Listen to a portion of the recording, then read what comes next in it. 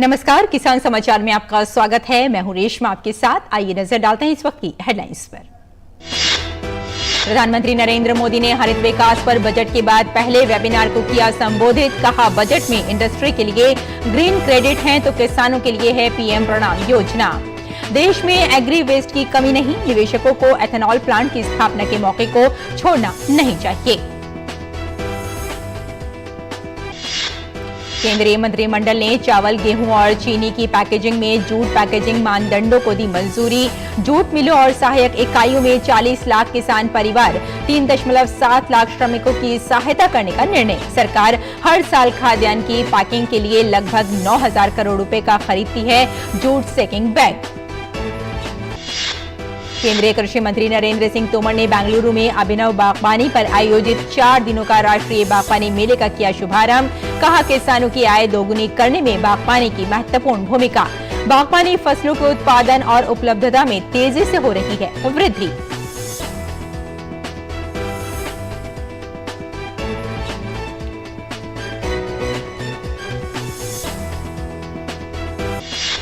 उत्तर प्रदेश के वित्त मंत्री सुरेश खन्ना ने लगभग 7 लाख करोड़ रुपए का बजट किया पेश। कहा, प्रधानमंत्री किसान सम्मान निधि योजना के 51,640 करोड़ रुपए भेजे गए किसानों के बैंक खातों में।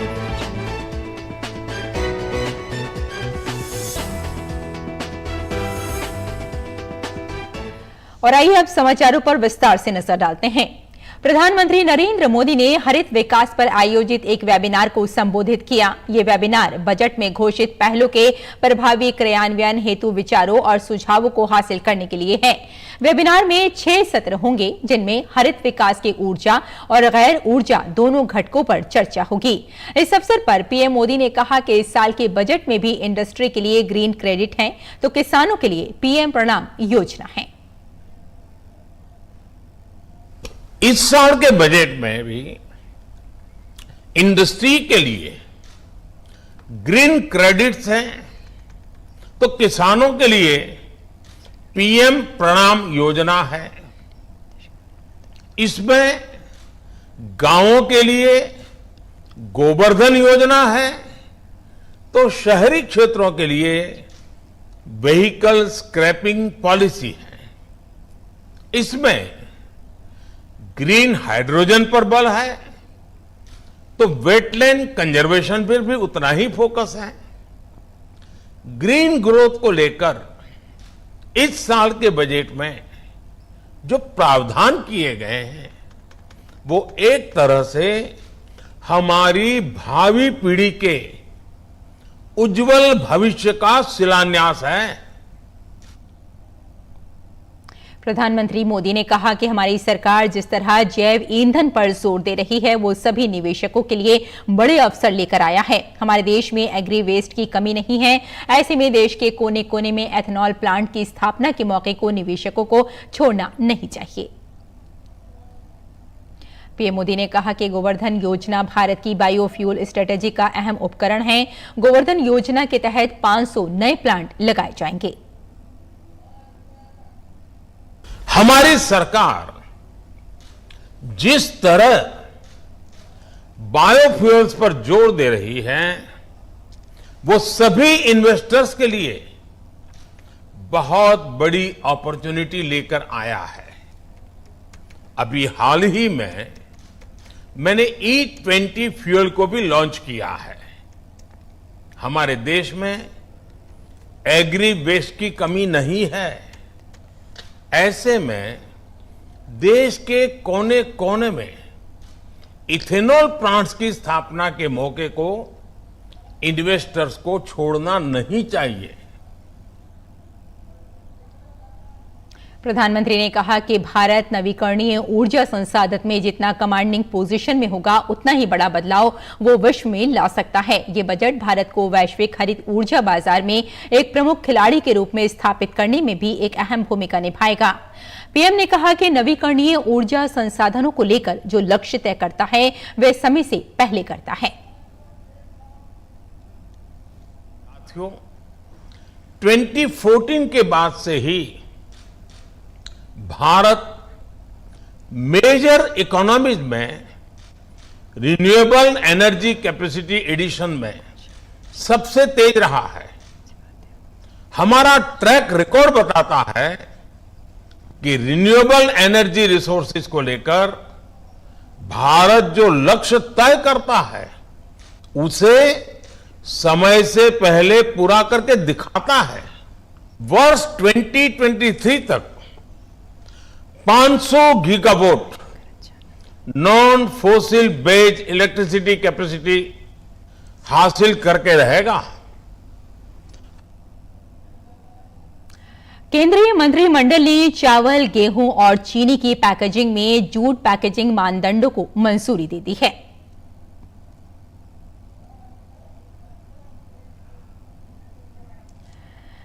केंद्रीय मंत्रिमंडल ने चावल, गेहूं और चीनी की पैकेजिंग में जूट पैकेजिंग मानदंडों को मंजूरी दी। जूट मिलों और सहायक इकाइयों में 40 लाख किसान परिवार, 3.7 लाख श्रमिकों की सहायता करने का निर्णय लिया गया। सरकार हर साल खाद्यान्न की पैकिंग के लिए लगभग 9,000 करोड़ रुपए को खरीदती है।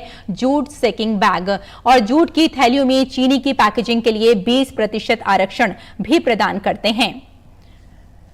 जूट उद्योग राष्ट्रीय अर्थव्यवस्था में एक महत्वपूर्ण स्थान रखता है। पश्चिम बंगाल में लगभग 75 जूट मिलें संचालित हैं। जूट लाखों श्रमिकों को आजीविका प्रदान करती है। जूट क्षेत्र में 40 लाख किसान परिवारों की सहायता भी की जाएगी। बिहार, उड़ीसा, असम, त्रिपुरा, मेघालय, आंध्र प्रदेश और तेलंगाना में जूट क्षेत्र को भी सहायता मिलेगी।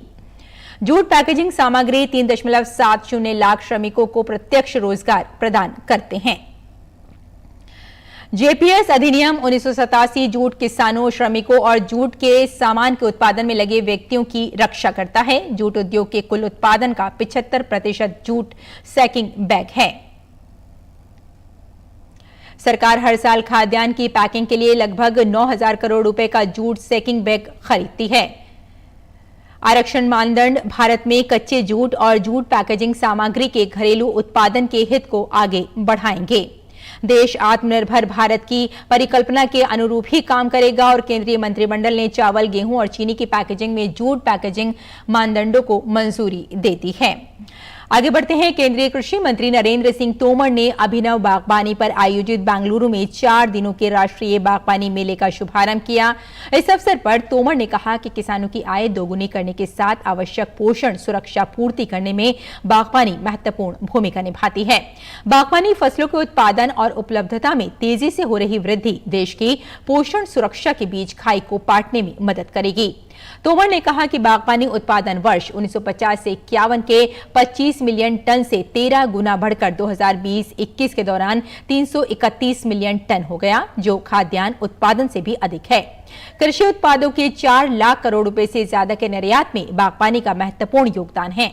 उन्होंने कहा कि IIHR देश के प्रमुख संस्थानों में एक होने के नाते बड़े पैमाने पर किसानों के सतत व आर्थिक विकास को सुनिश्चित करने के लिए बागबानी फसलों में बुनियादी अनुसंधान करने के लिए जाना जाता है और IIHR में विकसित प्रौद्योगिकियां देश में लगातार बढ़ते बागबानी क्षेत्र में सालाना 30,000 करोड़ रुपए से अधिक का योगदान दे रही हैं।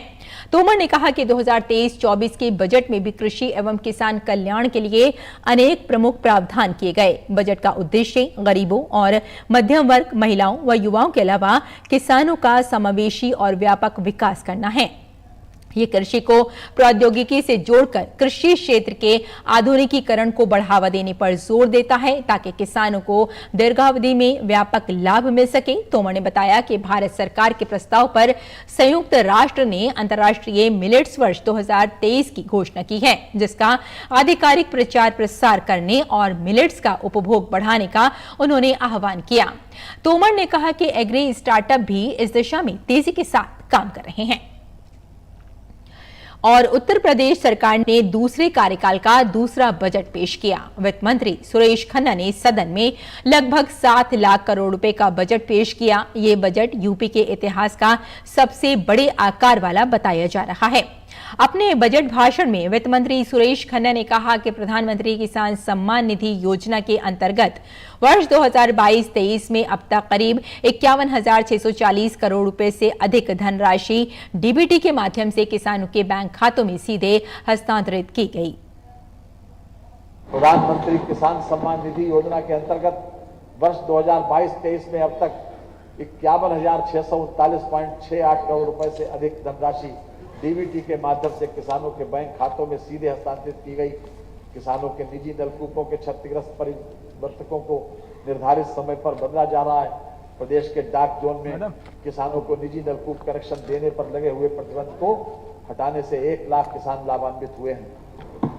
महिला एवं बाल विकास, बालिकाओं के प्रति आमजन की सकारात्मक सोच विकसित करने हेतु संचालित मुख्यमंत्री कन्या सुमंगला योजना के अंतर्गत प्रति लाभार्थी को 15,000 तक की धनराशि से लाभान्वित किया जा रहा है। वित्तीय वर्ष 2023-24 हेतु 250 करोड़ रुपए की व्यवस्था प्रस्तावित है। वित्त मंत्री सुरेश खन्ना ने कहा कि चीनी उद्योग उत्तर प्रदेश का कृषि आधारित महत्वपूर्ण उद्योग है। प्रदेश के लगभग 40 लाख गन्ना किसानों के परिवारों की आजीविका का मुख्य आधार है। उत्पादन, गन्ना एवं चीनी उत्पादन तथा एथेनॉल की आपूर्ति में उत्तर प्रदेश देश में प्रथम स्थान पर है। कृषि निवेशों पर किसानों को देय अनुदान डीबीटी के माध्यम से भुगतान करने वाला देश में उत्तर प्रदेश पहला राज्य बना है। उत्तर प्रदेश कौशल विकास नीति को लागू करने वाला देश का प्रथम राज्य बन गया है। अटल पेंशन योजना के अंतर्गत पंजीकरण करने में उत्तर प्रदेश का देश में प्रथम स्थान पर है। सुरेश कुमार खन्ना ने कहा कि विपणन वर्ष के दौरान 87,991 किसानों से 3.36 लाख मीट्रिक टन गेहूं का क्रय करते हुए किसानों के खातों में PFMS पोर्टल के माध्यम से 675 करोड़ रुपए का भुगतान किया जा चुका है। खेती से कृषकों को लगभग 25% की अतिरिक्त आय हुई।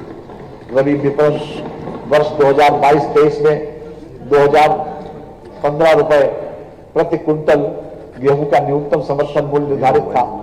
विपणन वर्ष के दौरान 87,991 किसानों से 3.36 लाख मीट्रिक टन गेहूं का क्रय किया गया, जिसके सापेक्ष किसानों के खातों में PFMS पोर्टल के माध्यम से 675 करोड़ रुपए का भुगतान किया जा चुका है। खरीफ विपणन वर्ष 2022-23 के अंतर्गत भारत सरकार द्वारा कॉमन श्रेणी हेतु रुपए 2040 तथा ग्रेड ए हेतु रुपए 2060 प्रति क्विंटल मूल्य निर्धारित किया गया है। अद्यतन 62.66 लाख मीट्रिक टन धान क्रय किया गया, जिसके सापेक्ष सीधे किसानों के खातों में PFMS पोर्टल के माध्यम से 10.30 लाख किसानों के बैंक खातों में 12,000 करोड़ रुपए का भुगतान किया है। वित्त मंत्री सुरेश खन्ना ने बजट पेश करते हुए कहा कि ग्रामीण क्षेत्रों में युवा उद्यमियों को एग्रीटेक स्टार्टअप्स का स्थापना के लिए प्रोत्साहित करने के उद्देश्य से एग्रीकल्चर एक्सीलरेटर फंड के लिए 20 करोड़ रुपए प्रस्तावित हैं। स्टार्टअप नीति 2020 के अंतर्गत कृषि, चिकित्सा एवं स्वास्थ्य, ऊर्जा, खादी, शिक्षा, पर्यटन, परिवहन आदि क्षेत्रों में स्टार्टअप को बढ़ावा दिया जा रहा है। प्रदेश में 50 इंक्यूबेटर तथा 7200 स्टार्टअप्स कार्यरत हैं। ग्रामीण क्षेत्रों में युवा उद्यमियों को एग्रीटेक स्टार्टअप्स की स्थापना के लिए प्रोत्साहित करने के उद्देश्य से एग्रीकल्चर एक्सीलरेटर फंड के लिए 20 करोड़ रुपए प्रस्तावित हैं।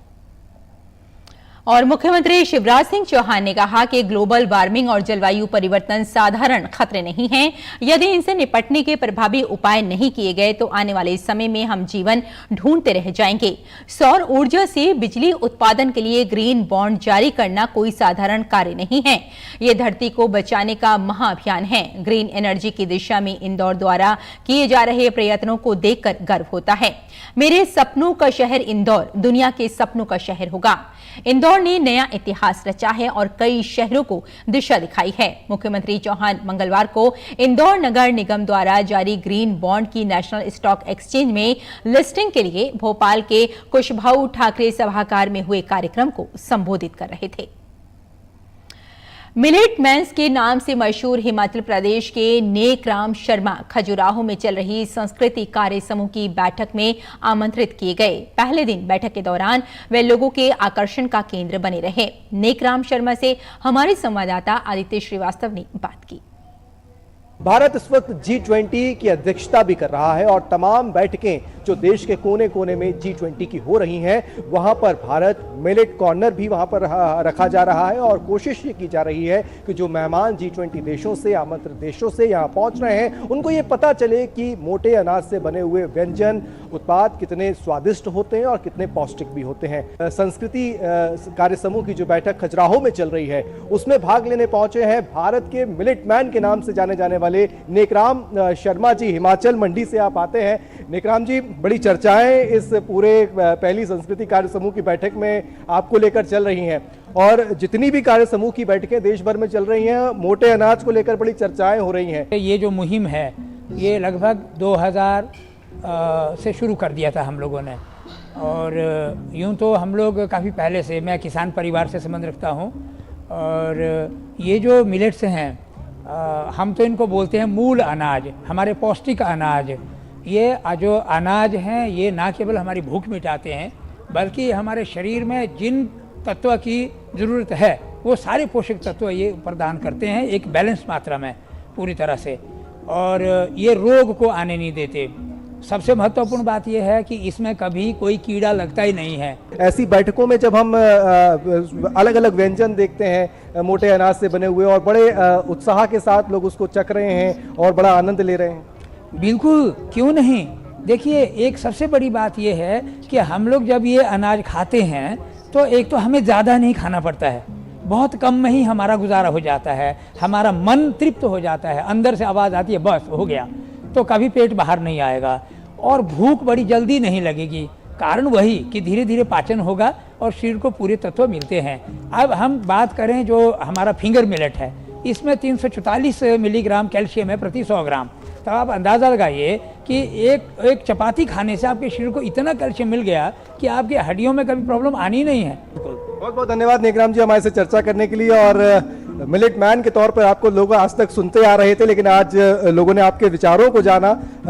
हमारे साथ खजुराहो की अगर बात की जाए तो संस्कृति कार्य समूह की बैठक चल रही है।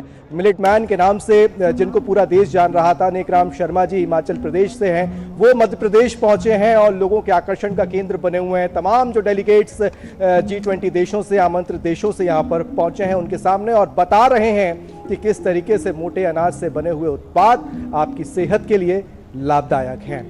कैमरामैन मनुदेव भारद्वाज के साथ आदित्य श्रीवास्तव, DD न्यूज, खजुराहो। नमामि गंगे कार्यकारी समिति ने गंगा बेसिन में प्रदूषण कम करने और घाट विकास के लिए 1200 करोड़ रुपए से अधिक की 9 परियोजनाओं को मंजूरी दी। इन परियोजनाओं में से 7 गंगा बेसिन में प्रदूषण को कम करने और 2 घाट विकास से संबंधित है। राष्ट्रीय स्वच्छ गंगा मिशन NMCG के महानिदेशक जी अशोक कुमार की अध्यक्षता में हुई NMCG की कार्यकारी समिति की 47वीं बैठक में यह निर्णय लिया गया। जल शक्ति मंत्रालय ने कहा कि स्वीकृत परियोजनाओं के तहत पश्चिम बंगाल, उत्तर प्रदेश और मध्य प्रदेश सहित कई राज्यों में गंगा नदी को साफ करने के लिए विभिन्न जल मल शोधन संयंत्र से जुड़े कार्य किए जाएंगे। और आइए अब बात करते हैं मंडी भाव की और जानते हैं कि देश भर की मंडियों में क्या रहा भाव।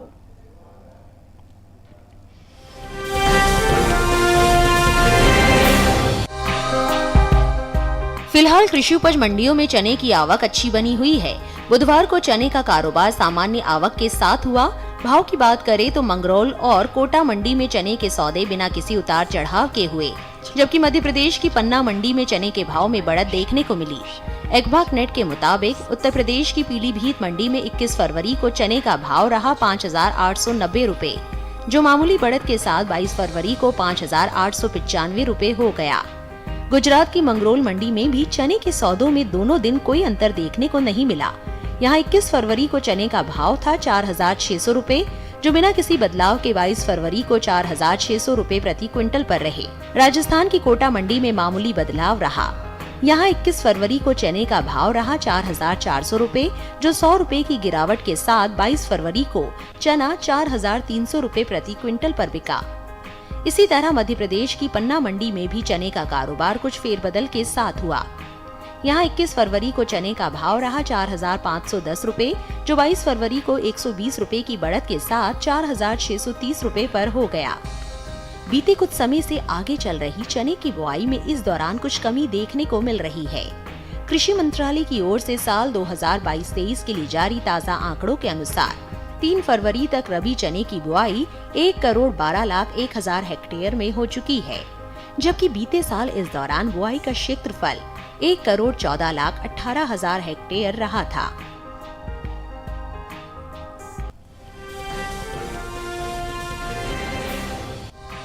चालू रबी सीजन में गेहूं की बुआई बीते साल से आगे चल रही है। कृषि मंत्रालय की ओर से जारी ताज़ा आंकड़ों के अनुसार 3 फरवरी तक रबी गेहूं की बुआई का क्षेत्रफल 1,39,000 हेक्टेयर बढ़ा है।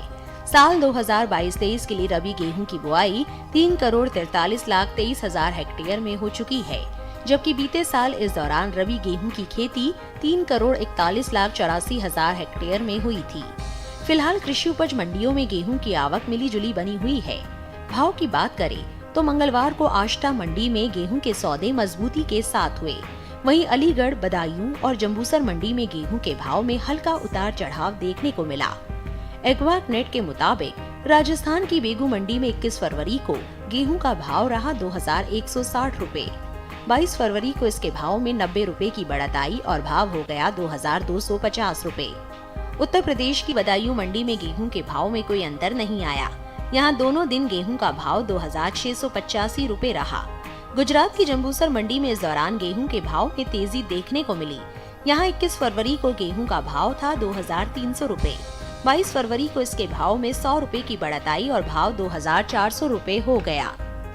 मध्य प्रदेश की मंडियों में गेहूं के भाव की बात करें तो यहां मंगलवार को आष्टा मंडी में शरबती गेहूं का भाव रहा 2,900 रुपए। बदनावर मंडी में भाव रहा 2,300 रुपए। खातेगांव मंडी में गेहूं का भाव रहा 2,230 रुपए पर, जबकि राज्य की ही रतलाम मंडी में इस दौरान गेहूं के सौदे 2,225 रुपए पर हुए।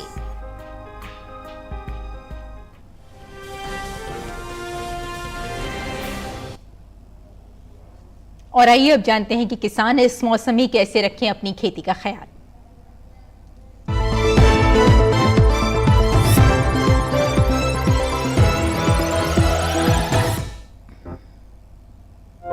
ओडिशा में धान की रुपाई करें। धान के खेत में खरपतवार डालें। धान के खेत में हल्की सिंचाई कर सकते हैं। यहाँ मूंगफली के खेत में निराई करते रहें। साथ ही मूंग की बुआई करें। वहीं किसान उड़द की बुआई भी कर सकते हैं। ओडिशा में चना बोए। यहीं गन्ने की रुपाई का समय उपयुक्त है। गन्ने के खेत में सिंचाई कर ले। इसके अलावा टमाटर की दुड़ाई कर सकते हैं। टमाटर के खेत में सिंचाई कर ले। किसान फूल गोभी की कटाई करे। इसी तरह पत्ता गोभी की कटाई भी कर सकते हैं। ओडिशा में प्याज के खेत में निराई और गुड़ाई कर ले। वहाँ ब्रोकली की बुआई करे। किसान ब्रोकली के खेत में सिंचाई करते रहे। पश्चिम बंगाल में धान की रुपाई करे। किसान मक्के के खेत में निराई कर ले। मक्के की रुपाई करते रहे। साथ ही सरसों के खेत में सिंचाई करे। अभी बैंगन के खेत में सिंचाई कर सकते हैं। यहाँ लाल मिर्च के खेत से पानी की निकासी की उचित व्यवस्था करें। इसके अलावा नारियल के खेत में पर्याप्त नमी बनाए रखें। पश्चिम बंगाल में आलू के खेत में गुड़ाई कर ले। किसान हल्दी के खेत में निराई कर सकते हैं। हल्दी के खेत से जल निकासी का सही प्रबंध करते रहें। इस समय गेहूं में कीट लगने की आशंका बनी हुई है। ऐसे में कृषि विशेषज्ञों की सलाह से गेहूं में कीटों से बचाव के लिए कीटनाशक का छिड़काव कर ले।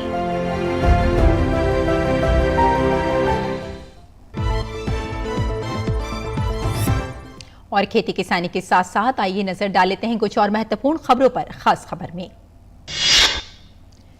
संस्कृति और विदेश राज्य मंत्री मीनाक्षी लेखी और सामाजिक न्याय मंत्री वीरेंद्र कुमार ने खजुराहो में G20 संस्कृति कार्य समूह की बैठक का आज औपचारिक शुभारंभ किया।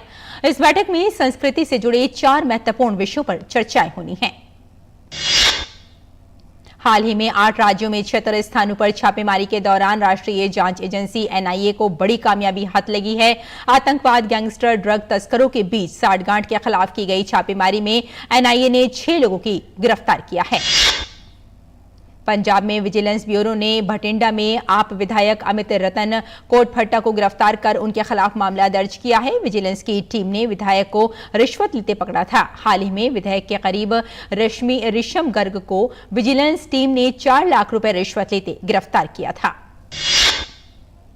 स्वास्थ्य और परिवार कल्याण राज्य मंत्री डॉक्टर भारती पवार ने कोविड टीकाकरण अभियान को एक और उपलब्धि बताया। उन्होंने कहा कि सफलता पीएम मोदी के नेतृत्व में संभव हो सकी, जिसकी वजह से देश ने आज कोविड-19 के खिलाफ जंग में 220 करोड़ के टीकाकरण के आंकड़े को छू लिया है। डॉक्टर भारती पवार ने कहा कि देश में Ayushman Bharat health infrastructure mission के तहत कई परिवारों को लाभ दिया जा रहा है। उन्होंने कहा कि इस योजना के तहत सभी राज्यों को वित्तीय सहयोग भी दिया जा रहा है। केंद्रीय मंत्री डॉक्टर जितेंद्र सिंह ने हरियाणा के फरीदाबाद में 120 करोड़ रुपए की लागत से बनने वाले अस्पताल और ट्रांसलेशन अनुसंधान सुविधा की आधारशिला रखी।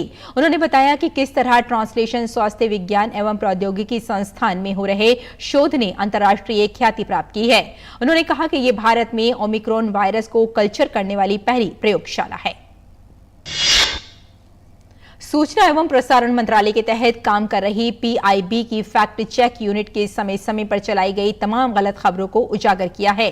इस बार बात एक ऐसे मैसेज की जिसमें भारतीय स्टेट बैंक का नाम लेकर दावा किया जा रहा है कि प्राप्तकर्ता का यूनो अकाउंट ब्लॉक कर दिया गया है। पीआईबी फैक्ट चेक के अनुसार यह मैसेज पूरी तरह से फर्जी और तथ्यहीन है। कोयला मंत्रालय कल 27 कोयला खदानों के लिए मॉक ई नीलामी आयोजित करेगा। इस ई नीलामी का उद्देश्य बोलीदाताओं को नीलामी प्रक्रिया से परिचित कराना है। मंत्रालय ने कहा कि वाणिज्यिक कोयला खाद्यान्नों की नीलामी के छठे दौर और 5वें दौर के दूसरे प्रयास के तहत 36 कोयला खाद्यान्नों के लिए 96 बोलियां प्राप्त हुई। आंध्र प्रदेश के मनियार जिले में बुधवार को एक सड़क दुर्घटना में 4 महिलाएं सहित 5 लोगों की मौत हो गई और 8 अन्य घायल हो गए। ये दुर्घटना उस समय हुई जब एक लॉरी यात्रियों को लेकर जा रही थी, ऑटो रिक्शा से टकरा गई। 4 लोगों की घटनास्थल पर ही मौत हो गई, जबकि एक व्यक्ति ने अस्पताल जाते समय दम तोड़ दिया। बिहार के रोहतास में एक मालगाड़ी के 13 डिब्बे पटरी से उतर गए, जिसमें से 5 डिब्बे क्षतिग्रस्त हो गए।